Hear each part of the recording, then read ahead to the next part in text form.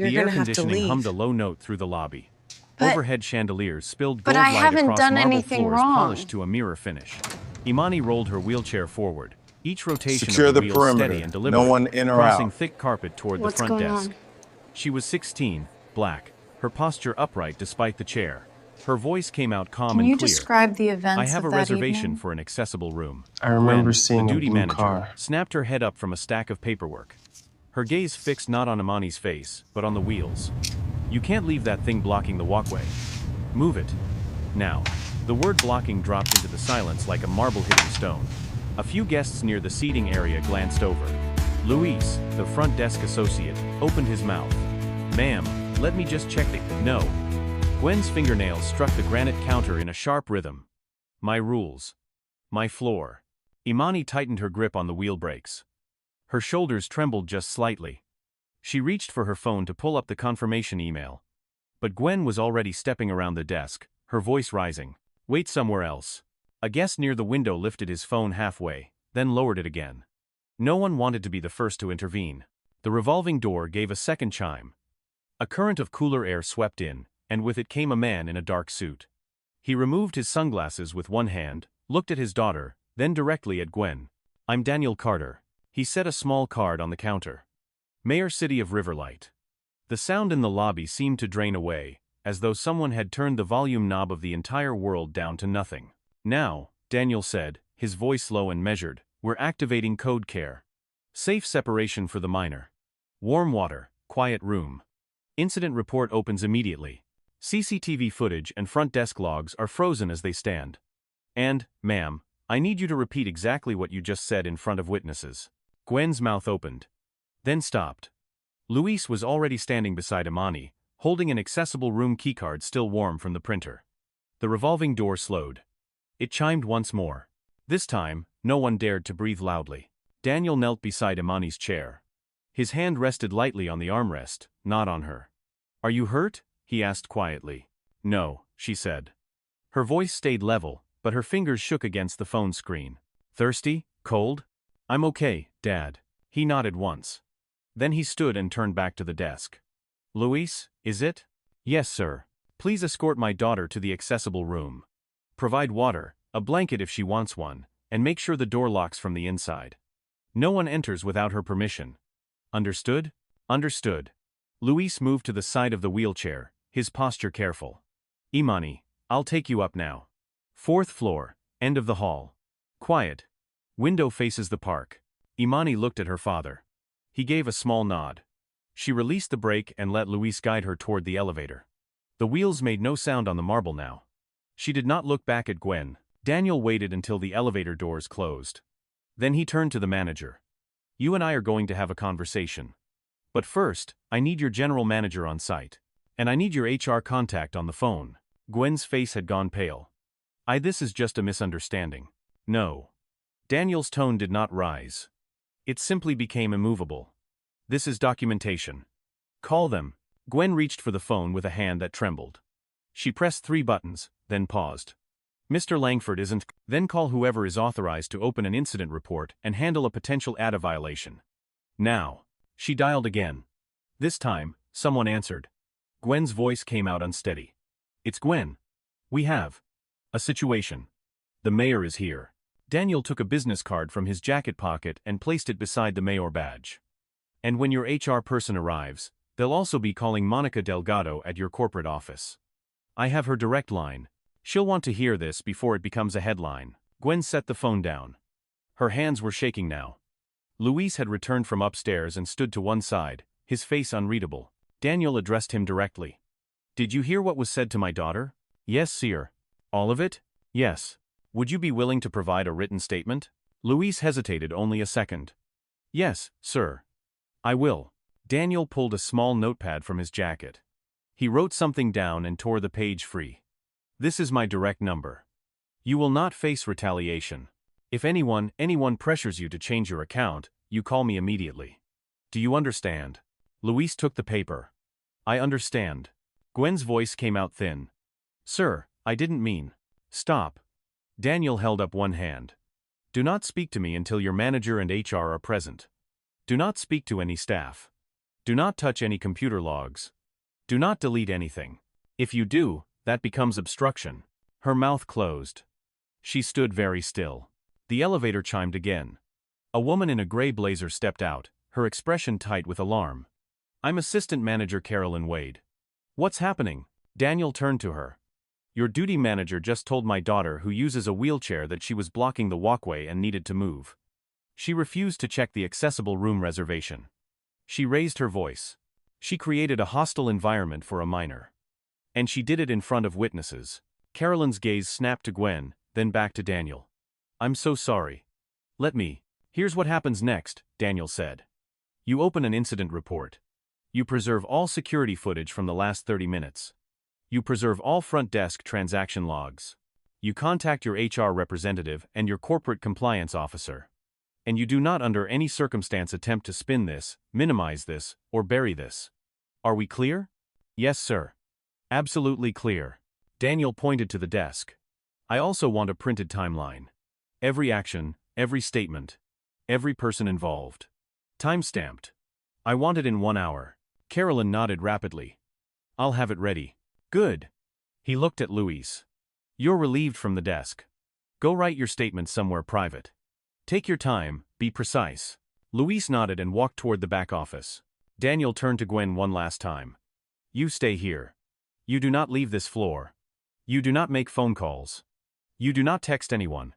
If you need to use the restroom, you ask Miss Wade, and she goes with you. Understood? Gwen's voice barely came out. Understood. Carolyn gestured toward a small office behind the desk. Sir, would you like to wait somewhere more comfortable? No, Daniel said. I'll wait here. Where I can see everything. He sat down in one of the lobby chairs. He did not take out his phone. He simply watched the desk, the door, the clock on the wall.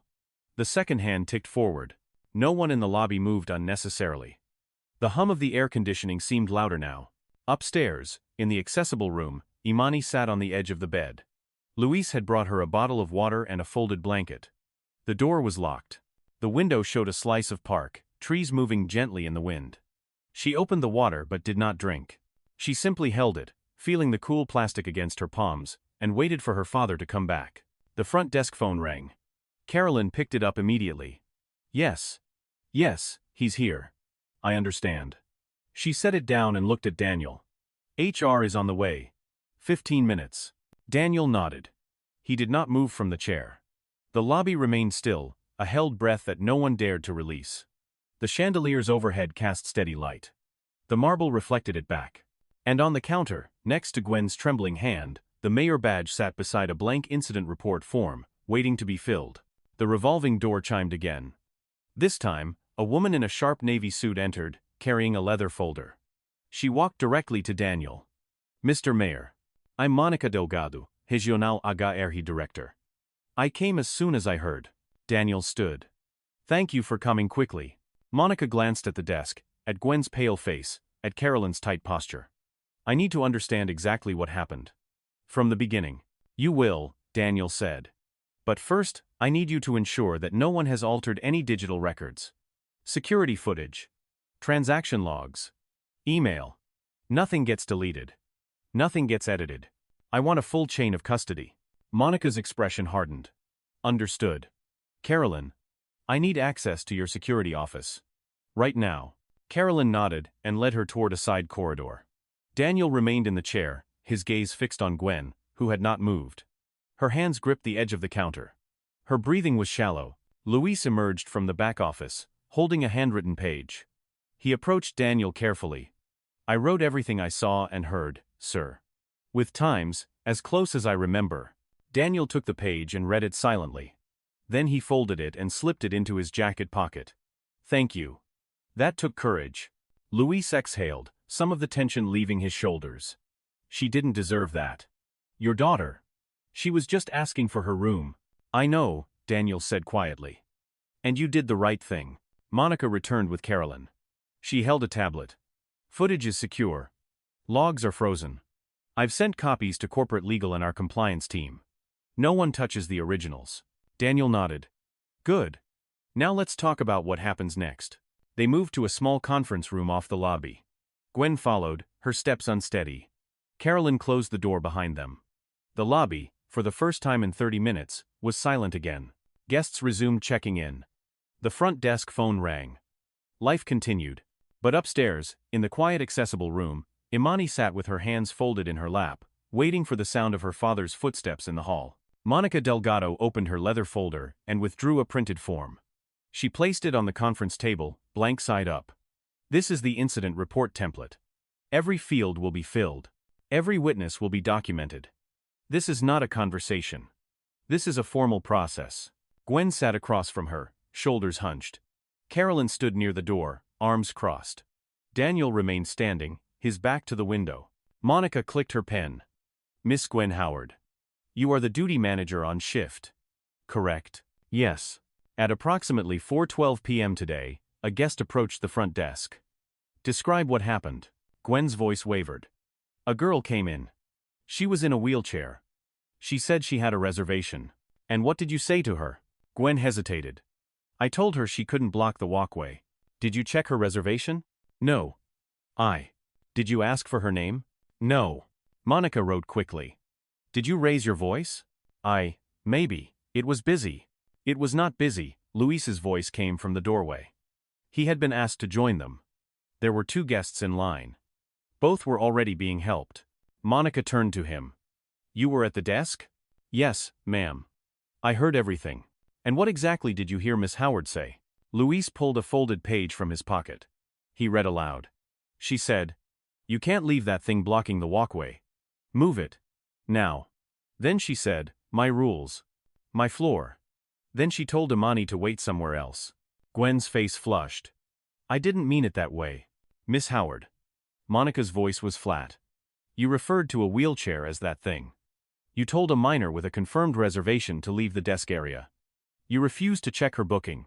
Is that accurate? Gwen's hands trembled on the table. I made a mistake. This is not about mistakes, Daniel said quietly. This is about behavior. And language.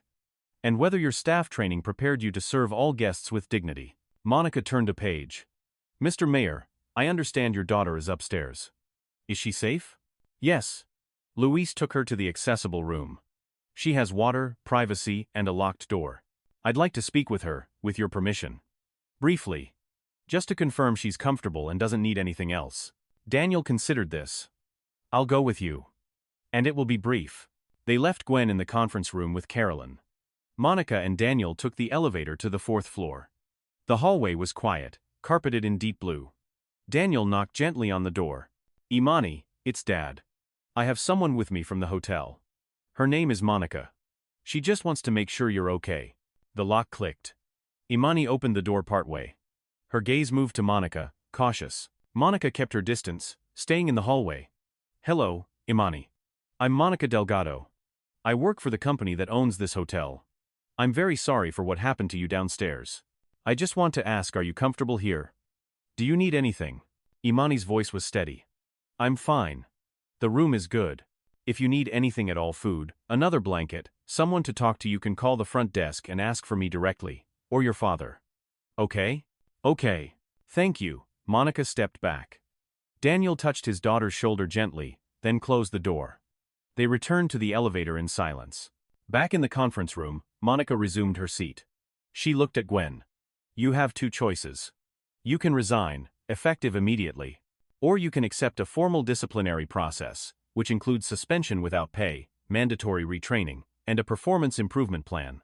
If you choose the latter, and fail to meet standards, termination will follow. What do you choose? Gwen's eyes filled. I don't want to lose my job.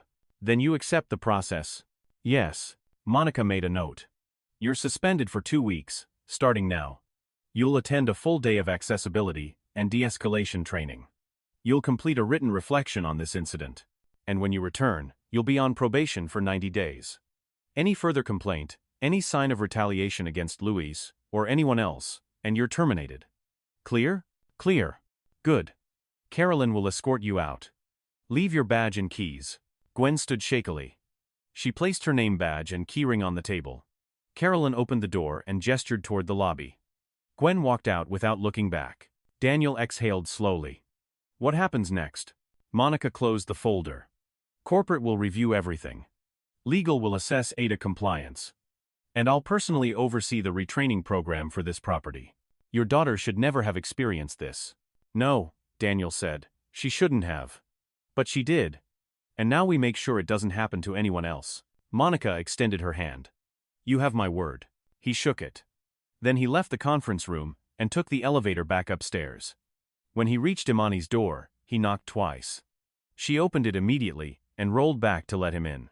Is it over? She asked. For today, Daniel said. They're handling it. The manager is suspended. They're fixing things. Imani nodded slowly. Can we go home? We can. Or we can stay. It's your choice. She looked at the bed, the window, the accessible bathroom with grab bars and space to move. I want to stay. I want to use the room I reserved. Daniel smiled faintly. Then we stay. He sat down in the chair by the window. Imani rolled over beside him. They looked out at the park together as the afternoon light softened into evening. Downstairs, the lobby returned to its rhythm. But something had shifted, imperceptibly, in the air. The revolving door chimed. A new guest entered. And this time, Louise greeted them with a care that had not been there before. Night settled over Riverlight. The hotel lights glowed warm against the dark. Inside, systems were already beginning to change. Incident reports were filed. Footage was archived. Policies were pulled from drawers and read again, this time with sharper eyes.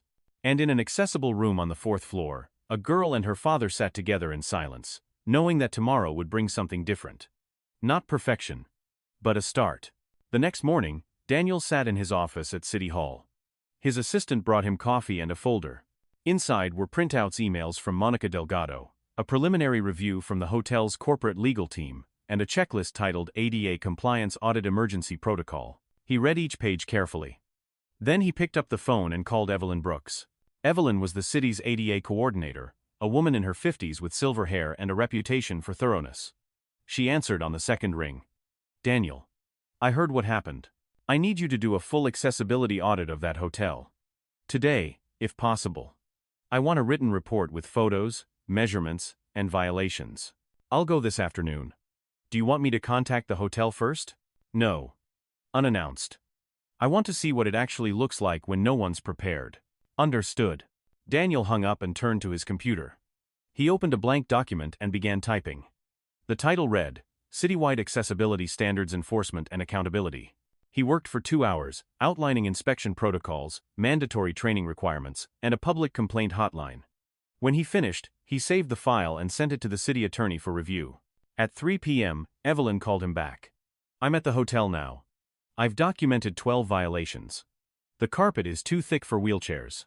The front desk is too high. There's no visual alert system for hearing-impaired guests. The accessible room Imani stayed in meets code, but the path to get there doesn't. Daniel's jaw tightened. Send me everything. Photos. Measurements. I want it on my desk by end of day. You'll have it. He hung up and leaned back in his chair. His phone buzzed. A text from Imani. Back at school. Everyone's asking what happened. I didn't say much. He replied. That's smart. Let me handle the public part. You focus on class.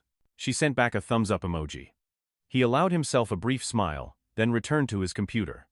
There was more work to do. At 5 p.m., Evelyn's report arrived via email. Daniel printed it and spread the pages across his desk. Each violation was documented with clinical precision measurements in inches, photos with timestamps, references to specific ADA code sections. He made notes in the margins, then called Monica Delgado. I have the ADA audit results, he said. 12 violations. Some are quick fixes. Others require structural changes. Monica's voice was tight. Send it to me. We'll start immediately. I'm also drafting a citywide standard. Every hotel, restaurant, and public venue will need to meet it. Inspections will be annual. Complaints will be public record. That's aggressive. It's necessary. Monica sighed. I'll make sure our properties comply. You have my support. Daniel ended the call and stood. He walked to the window and looked out over Riverlight. The city stretched before him, buildings, streets, people moving through their lives.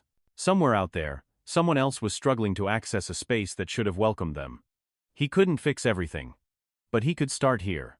He returned to his desk and opened a new email. The recipient list included the City Council, the Chamber of Commerce, and the local disability advocacy group. The subject line read, Accessibility Initiative. Immediate action. Required. He attached Evelyn's report and his draft policy, then wrote a brief message. This is not optional. This is law. We begin implementation Monday. He hit send. Then he gathered his jacket and left the office. On his way out, he stopped at his assistant's desk. Cancel my morning meetings tomorrow. I'm visiting every hotel in the downtown corridor. She looked up, surprised. All of them? All of them. I want to see their accessible rooms, their front desks, their staff training logs. If they don't have records, I want to know why. I'll make the calls. Daniel drove home as the sun set. When he arrived, Imani was in the living room, homework spread across the coffee table. She looked up as he entered. How was work? Productive, he said. He sat beside her. The hotel is fixing things. And I'm making sure other places do the same. She nodded slowly. Good. They sat together in the quiet. Outside, the streetlights flickered on.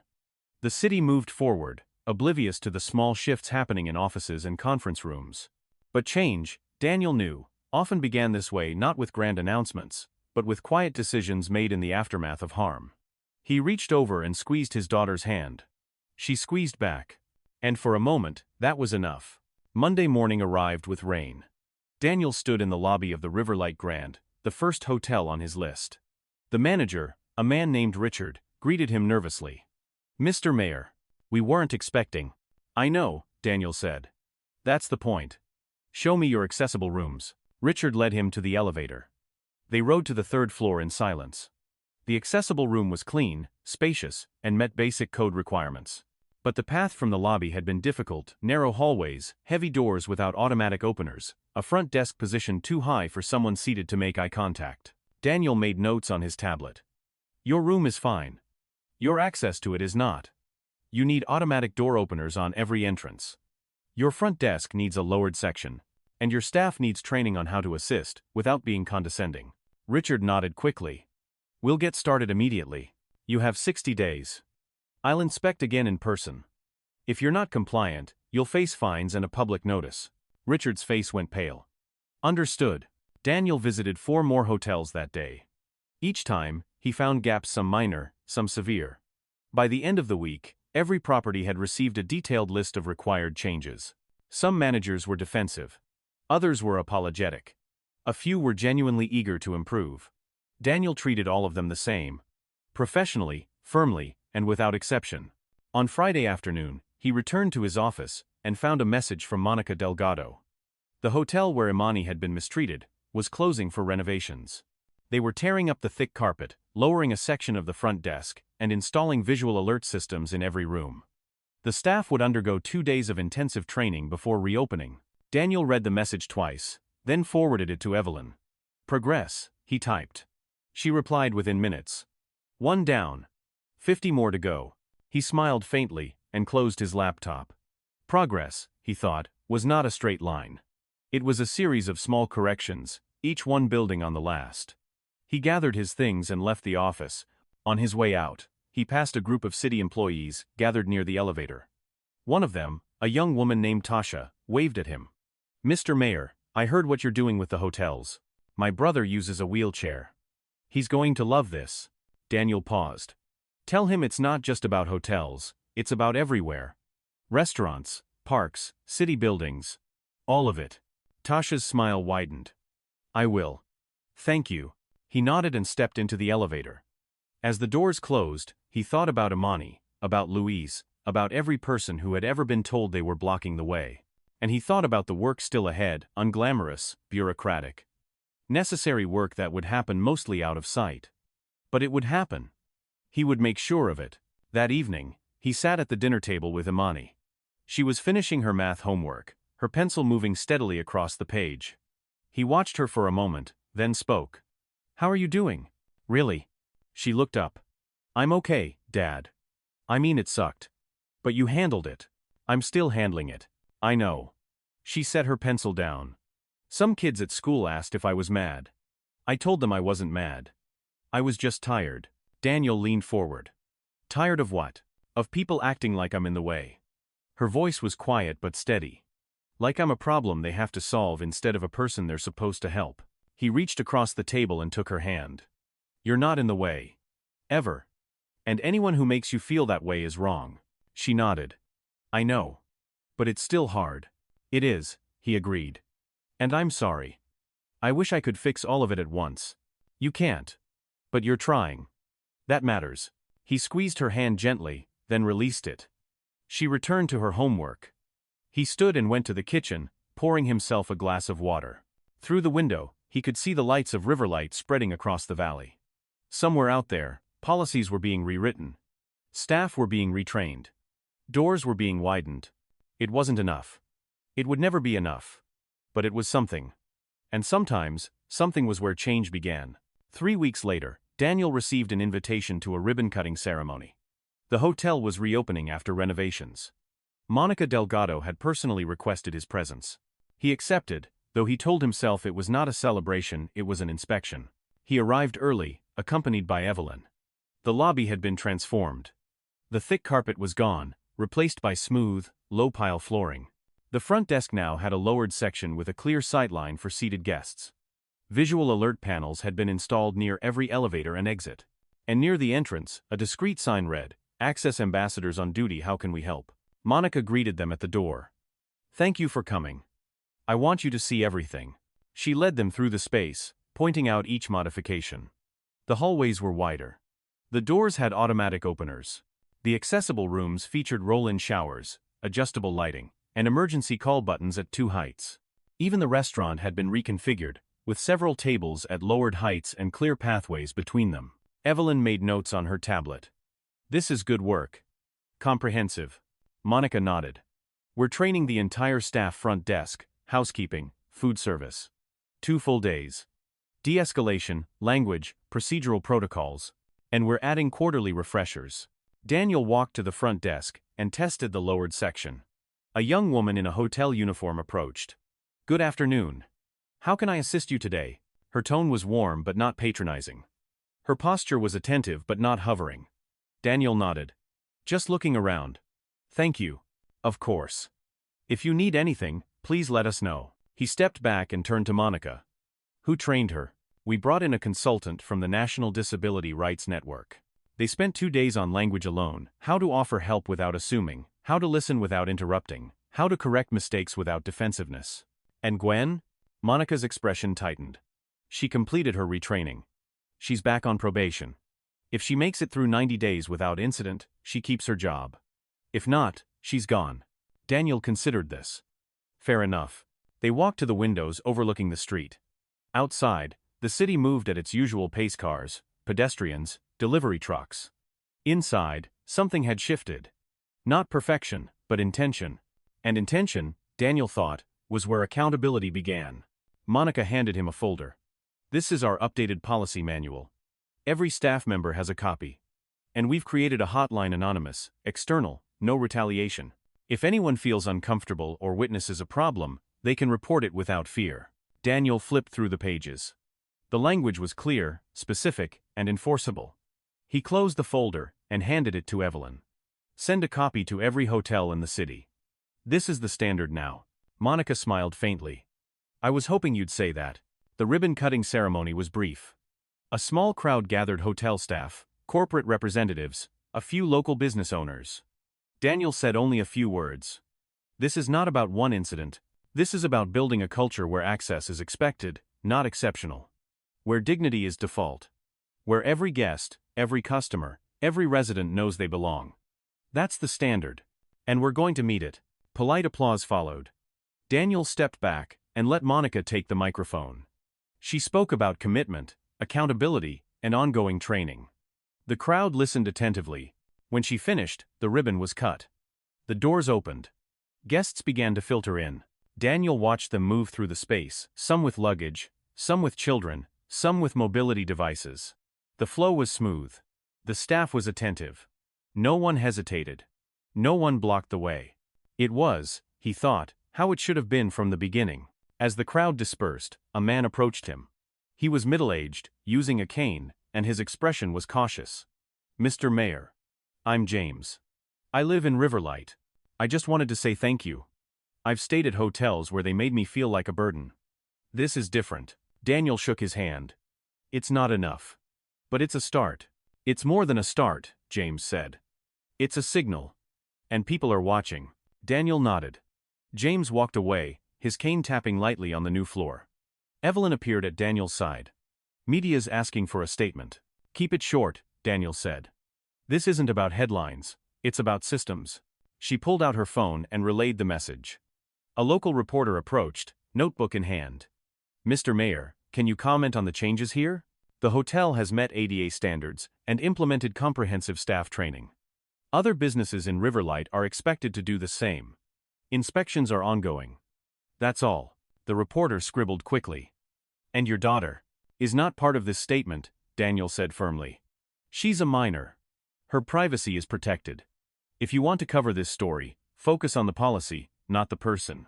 The reporter hesitated, then nodded. Understood. Daniel turned and walked toward the exit.